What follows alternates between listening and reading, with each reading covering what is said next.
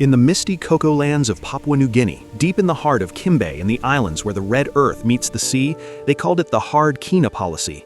But for us cocoa farmers, it wasn't just an economic decision from the Bank of Papua New Guinea. It was a silent storm that quietly broke families, dreams, and entire villages for years. I'm Papa Koko, and I lived through every painful day of it. If you're a cocoa farmer, an exporter, a buyer, or someone who cares about PNG's future, stay with me, because this story is about how foreign exchange shortages in Papua New Guinea almost destroyed our cocoa industry, and how a quiet change in 2024 started bringing hope back to 1 million rural families. Let me take you back. The Bank of Papua New Guinea kept our Kina artificially strong for so long. They thought it would protect us from inflation and make the country look stable to the outside world. But for small cocoa farmers like me, that hard Kina made our beans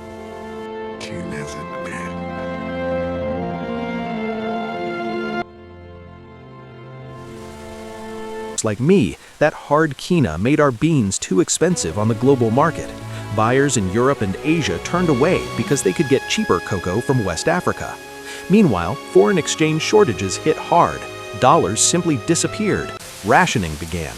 I remember waiting 6 long months just to get the foreign currency I needed to buy basic fertilizer and tools. My trees suffered. The pods rotted on the branches, while my children asked why dinner was only boiled banana again. That pain wasn't in some government report, it was in our empty stomachs and tired eyes. Exporters faced the same nightmare. They waited months for payments, watching containers sit idle at the port. Many buyers gave up and never came back. Even the PNG Cocoa Board could only watch helplessly as supply chains broke down. And all the while, reports from the IMF and World Bank kept warning us, gently at first, then more urgently, that overvaluing the Kina was hurting agriculture, hurting exports, and making Papua New Guinea dangerously dependent on mining and LNG money. But the policy stayed. Political storms in Port Moresby, sudden government changes, capital flight, everything drained our foreign reserves. 1 million souls tied to cocoa, coffee, and the soil felt invisible. We walked through dying plantations with heavy shoulders, wondering if the next harvest would even come, if our children would have to leave the village forever. I want you to feel this with me, because understanding the foreign exchange crisis in Papua New Guinea isn't just about numbers, it's about real people. It's about the mother who couldn't afford school fees because her husband's cocoa earnings were stuck waiting for dollars. It's about the exporter who lost contracts because he couldn't guarantee delivery dates. It's about an entire generation of young farmers who almost gave up on the land their ancestors tended for centuries.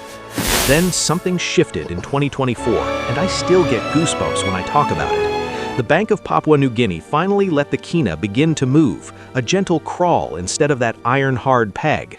Global cocoa prices soared at the same time, reaching levels none of us had seen in our lifetime. Suddenly, the dollars we earned from cocoa exports turned into meaningful Kina in our hands. For the first time in years, tears came not from pain, but from relief. The rationing eased. Dollars started flowing again through the banking system. Fertilizer arrived before the rains instead of after. The PNG Cocoa Board began speaking openly about recovery, and we farmers finally felt heard. But we carry the scars, and we remember every empty sack, every lost season. That's why the lessons from the IMF and World Bank matter so much right now. They've been telling us for years, diversify, replant the old trees, build better roads, invest in value-added processing, and stop putting all our eggs in the mineral basket. The World Bank's latest reports on PNG's economy show that agriculture can drive real, lasting growth if we support it properly. Cocoa isn't just a crop here, it's our heritage, our income, our way to reduce poverty in rural communities. To every cocoa farmer watching this right now, whether you're in East New Britain, Bougainville, or the Sepik, hold your land with pride. Plant smarter. Replant those old trees with disease-resistant varieties. Demand the support you deserve from the PNG Cocoa Board and the government.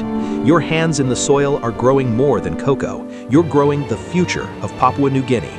To the buyers and exporters out there, the wounds from those foreign exchange shortages are finally healing. Supply chains are stronger, payments are faster, and the quality of PNG cocoa is still world-class. But never forget how fragile things were. Build relationships that last through the next storm. And to our leaders in government and policymakers, please hear this from someone who lived it. The hard Kina policy nearly broke a generation of farmers. It cost us billions in lost opportunities and pushed families deeper into hardship. The IMF and World Bank have laid out clear, practical steps. Manage the Kina with flexibility, build strong foreign exchange reserves from our agricultural exports, and put real money into rural infrastructure. Cocoa exports in 2024 and 2025 already brought more than 1.2 billion Kina in foreign currency into the country. Imagine what we could do if we doubled production through better roads, better seedlings, and fair policies. This isn't just about money. It's about dignity. It's about a young boy planting his first sapling beside his grandfather and knowing the land will still feed his own children one day. Look around you in these scenes, our children working beside us, their small hands covered in the same red soil that has sustained us for generations. Every new tree is a promise that yesterday's mistakes won't be repeated tomorrow. Together, as communities, we are rising, stronger, wiser, and more united than before. The sun is rising again over our cocoa lands, and so is our hope. This moment of recovery in Papua New Guinea's cocoa sector is more than just numbers on a chart. It's a living lesson for every farmer, every exporter, every buyer, and every leader in our beautiful country. When we manage our currency wisely, when we listen to the quiet voices from the villages, when we invest in the land instead of fighting it, that's when Papua New Guinea truly shines. I'm Papa Koko. I lived through the darkness of those foreign exchange shortages and the hard Kina years, and today I stand here, watching the light return to these fields, watching my grandchildren laugh while they help plant. For every one of you watching, whether you grow cocoa, trade it, buy it, or make the policies that shape it, remember this: our strength has always come from the soil. Let's protect it, let's grow it, let's rise together. For Papua New Guinea, we rise. One tree, one family, one harvest, one nation at a time.